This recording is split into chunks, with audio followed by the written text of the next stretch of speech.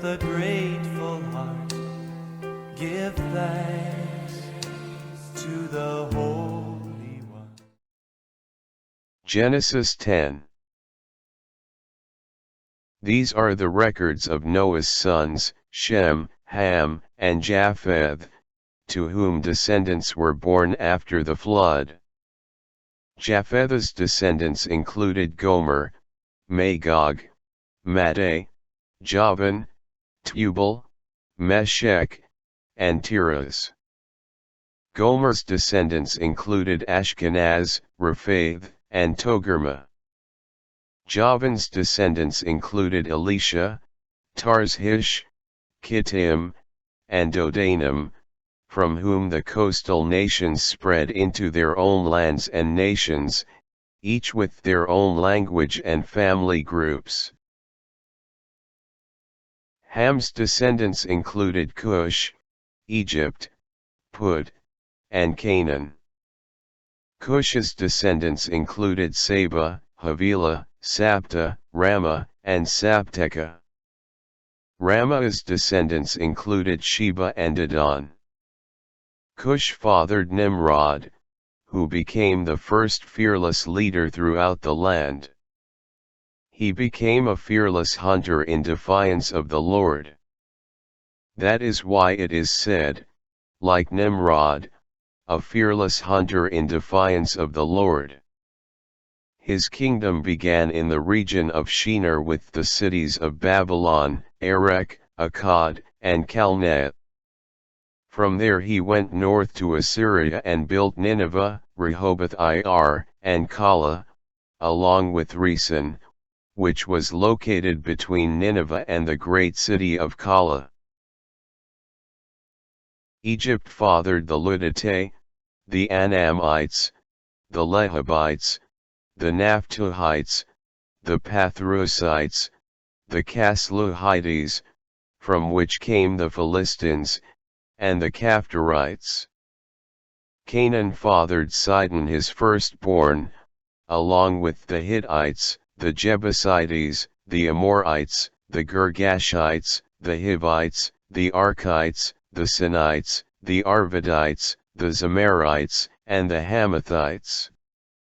Later, the Canaanite families were widely scattered. The Canaanite border extended south from Sidon toward Gerar as far as Gaza, and east toward Sodom, Gomorrah, Admah, and Zeboim, as far as Lusha. These are Ham's descendants, listed by their families, each with their own lands, language, and family groups. Shem, Japheth's older brother, also had descendants. Shem was the father of the descendants of Eber. Shem's sons included Elam, Ashur, Arpachshad, Lud, and Aram. Aram's descendants included Uz, Hul, Gether, and Mash. Arpachshad fathered Cainan, Cainan fathered Shelah, and Shelah fathered Eber. To Eber were born two sons. One was named Peleg, because the earth was divided during his lifetime. His brother was named Joktan. Joktan fathered Almodad, Shalef, Hazarmaveth, Jerah, Hadoram, Uzal, Dikla, Obal, Abimael, Sheba, Ophir, Havilah, and Jobab. All these were Joktan's descendants. Their settlements extended from Mesha toward Saphar, the eastern hill country. These are Shem's descendants, listed by their families, each with their own lands, language, and family groups. These are the families of Noah's sons, according to their records, by their nations. From these people, the nations on the earth spread out after the flood. Give thanks with a grateful heart, give thanks to the Holy One. Genesis 11. There was a time when the entire earth spoke a common language with an identical vocabulary. As people migrated westward, they came across a plain in the region of Shinar and settled there. They told each other, "Come on. Let's burn bricks thoroughly." They used bricks for stone and tar for mortar. Then they said, "Come on. Let's build ourselves a city and a tower, with its summit in the heavens, and let's make a name for ourselves so we won't be scattered over the surface of the whole earth." However, the Lord descended to look over the city and the tower that the humans were building. The Lord said, "Look. They are one people with the same language for all of them, and this is only the beginning of what they will do. Nothing that they have a mind to do will be impossible for them. Come on. Let's go down there and confuse their language, so that they won't understand each other's speech." So the Lord scattered them abroad from there over the surface of the whole earth, so that they had to stop building the city. Therefore, it was called Babylon, because there the Lord confused the language of all the earth, and from there the Lord scattered them over the surface of the entire earth. These are the family records of Shem. When Shem had lived 100 years, he fathered Arpachshad 2 years after the flood.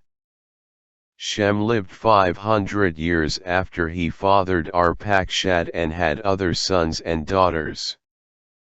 When Arpachshad had lived 35 years, he fathered Cainan. After he fathered Cainan, Arpachshad lived 430 years and had other sons and daughters, and then died. Cainan lived 130 years and fathered Shelah. After he fathered Shelah, Cainan lived 330 years and had other sons and daughters, and then died. When Shelah had lived 30 years, he fathered Eber. After he fathered Eber, Shelah lived 403 years and had other sons and daughters. When Eber had lived 34 years, he fathered Peleg. After he fathered Peleg, Eber lived 430 years and had other sons and daughters. When Peleg had lived 30 years, he fathered Reu. After he fathered Reu, Peleg lived 209 years and had other sons and daughters. When Reu had lived 32 years, he fathered Serug. After he fathered Serug, Reu lived 207 years and had other sons and daughters. When Serug had lived 30 years, he fathered Nahor. After he fathered Nahor, Serug lived 200 years and had other sons and daughters. When Nahor had lived 29 years, he fathered Terah.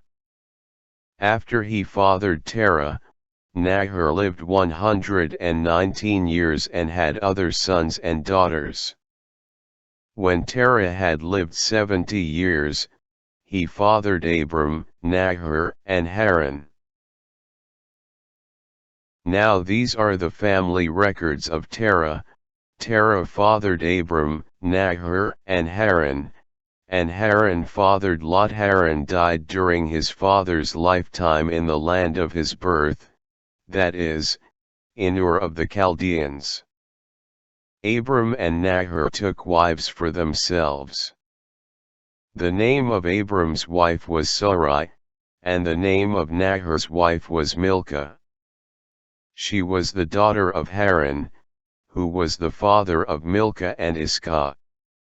Sarai was barren, so she had not borne children. Terah took his son Abram, his grandson Lot, Haran's son, and his daughter-in-law Sarai, his son Abram's wife, and they journeyed together from Ur of the Chaldeans to go to the land of Canaan. But when they had gone as far as Haran, they settled there, where Terah died at the age of 205 years. Give thanks with a grateful heart. Give thanks to the Holy One. Genesis 12. The Lord told Abram, "You are to leave your land, your relatives, and your father's house and go to the land that I'm going to show you. I'll make a great nation of your descendants, I'll bless you, and I'll make your reputation great, so that you will be a blessing. I'll bless those who bless you, but I'll curse the one who curses you, and through you all the people of the earth will be blessed." So Abram left there, as the Lord had directed him, and Lot accompanied him. Abram was 75 years old when he left Haran. Abram took his wife Sarai, his nephew Lot, all the possessions they had accumulated, and the servants he had acquired while living in Haran. Then they set out to go to the land of Canaan. When they arrived in the land of Canaan, Abram traveled through the land to the place called Shechem, as far as the oak of Moreh. At that time the Canaanites were in the land. Then the Lord appeared to Abram and said, "I'll give this land to your descendants." So Abram built an altar to the Lord, who had appeared to him. From there Abram traveled on to the hill country east of Bethel and set up his tent, with Bethel on the west and Ai on the east.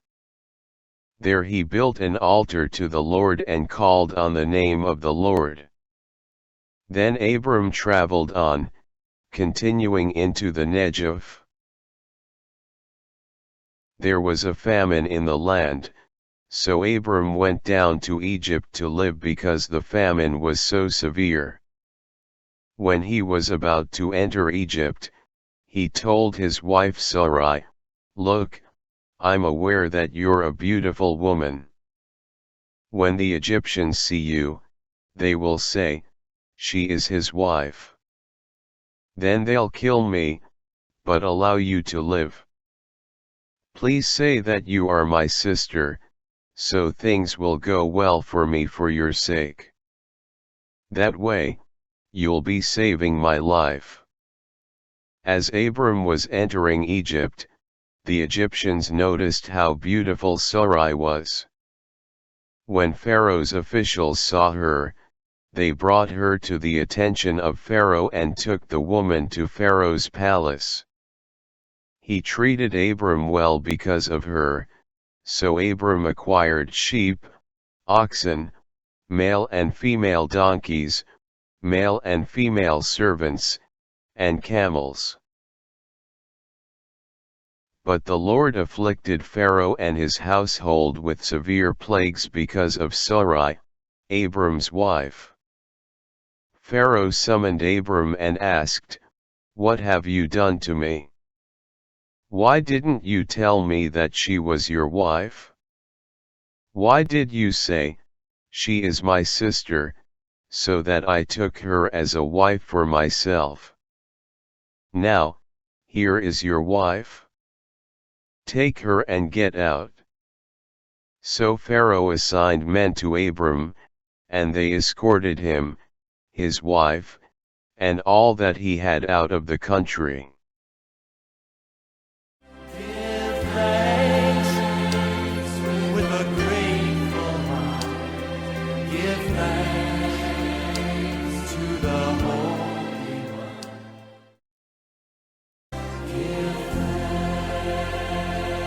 we give thanks to